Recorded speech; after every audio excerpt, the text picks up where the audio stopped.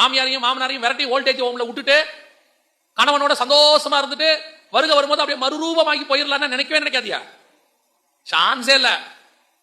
காண்கிற மாமியார்கிட்ட அன்பு கூற முடியாத நீ காணாத தேவனிடத்தில் எப்படி அன்பு கூறுவ? எப்படி கூற முடியும்?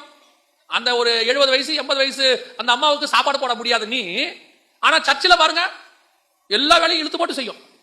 பாக்குறவளா சொல்லுவான், அந்த சிஸ்டர் ரொம்ப நல்ல சிஸ்டர், சர்ச்சில் எல்லா வேலையும் இழுத்து போட்டு செய்வாங்க. ஆனா மாமியாருக்கு மட்டும் ஒரு டம்ளர் காபி போட்டு கொடுக்காது. இன்னைக்கு ஆண்டவர் நினைக்கிறாரு, உன் சுபாவத்தை பாக்குறாரு. நீ வேணா சர்ச்சை ஏமாத்திரலாம், ஊழியக்காரனை ஏமாத்திரலாம், ஏன் சில நேரத்தில் கணவனை கூட ஏமாத்திரலாம். ஆனா கர்த்தரை ஏமாத்த முடியாது. நியாய தீர்ப்பு கர்த்தர் கருத்துல இருக்குது. அவர் எல்லாத்தையும் பார்த்துக்கிட்டே இருக்கிறாரு. இது மாமியாருக்கும் பொருந்தும், மருமானருக்கும் பொருந்தும், கணவனுக்கும் பொருந்தும். கர்த்தர் ஒண்ணு பார்த்துக்கிட்டே இருக்கிறாரு.